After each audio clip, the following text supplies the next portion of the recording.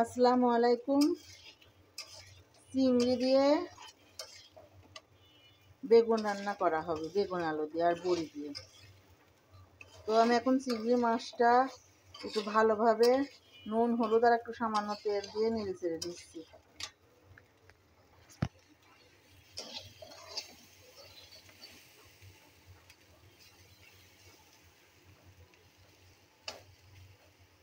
একটু ভেজে সুন্দর করে ভেজে নিতে পারে জিনিসটা মজা লাগে খেতে।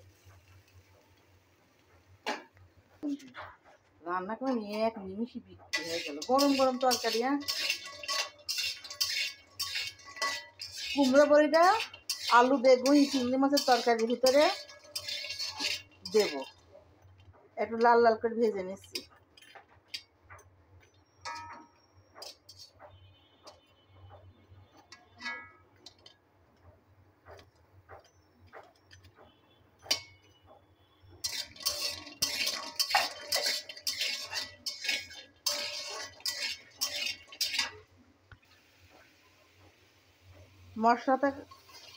মশলাটা কষাচ্ছি, তারপরে বেগুন আলু দিয়ে দেবো।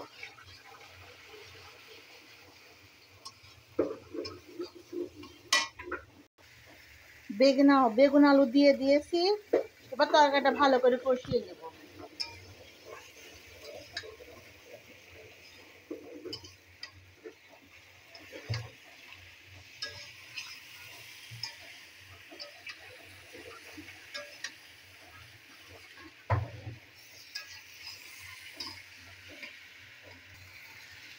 তরকারিটা একটু ভালোভাবে কষিয়ে নিচ্ছি।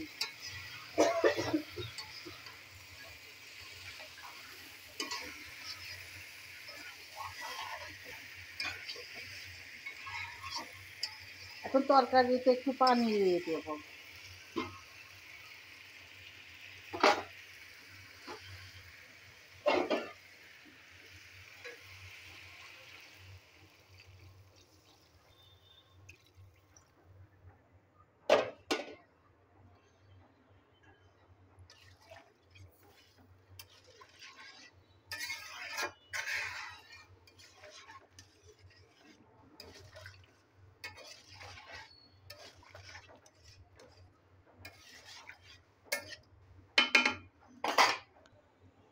এদিকে ডিম দিয়ে কচু দিয়ে রান্না হবে।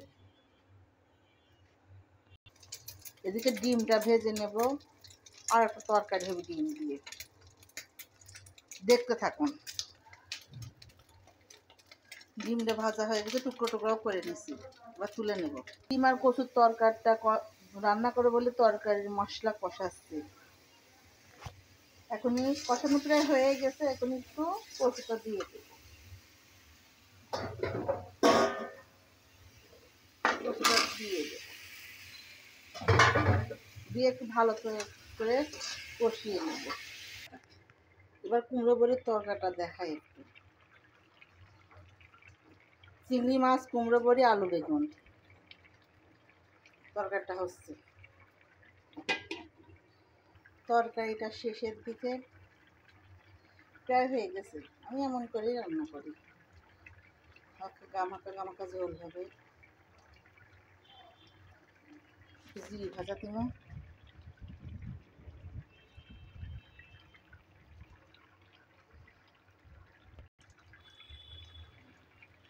তরকারিটা প্রায় শেষের দিকে, রান্না শেষের দিকে তরকারিটা নামিয়ে নিই। আলহামদুলিল্লাহ, তরকারিটা আমার হয়ে গেছে, আমি নামিয়ে নিয়েছি। এদিক কচুর তরকারি, কচু দিয়ে ডিম রান্নাটা হচ্ছে। আমি ডিমগুলো এবার ঢেলে দেবো।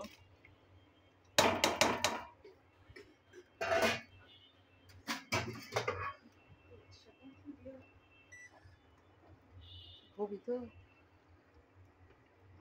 হচ্ছে। আমি তরকারিটা আবার ঢেকে দেব কিছুক্ষণের জন্য। এদিকে আমার কচু ডিমের তরকারিটাও শেষের দিকে, একটু গরম মশলার জিরি ভাজি ছিটি দিয়ে নামিয়ে নেব। তো রান্নাটা আমার শেষ হয়ে গেছে। আজকের মতো এই পর্যন্তই। আপনারা সবাই দেখবেন। আল্লাহ হাফেজ।